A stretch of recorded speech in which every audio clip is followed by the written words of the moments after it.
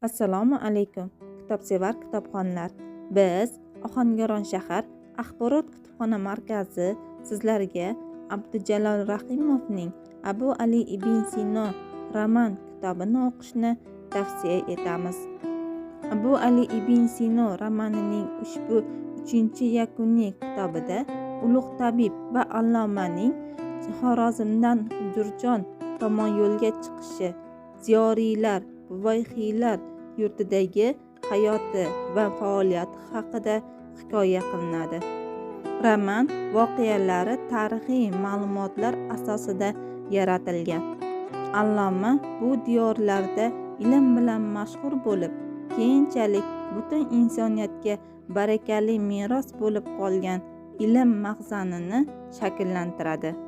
Murakkab amaliyotlarini qo'llab, ne bemorlarni hayotini saqlab qolishga sababchi bo'ladi. Mazkur kitob nafaqat tibbiyotga qiziquvchilar va tarixiy shaxslar haqidagi asarlar ixlosmandlariga, balki keng kitobxonlar jamoatchiligiga manzur bo'lishiga ishonamiz. Aziz kitobxonlar, ushbu kitobni o'qishni xohlasangiz, sizlarni Ohangaron shahar axborot kutubxona markazimizda kutib qolamiz.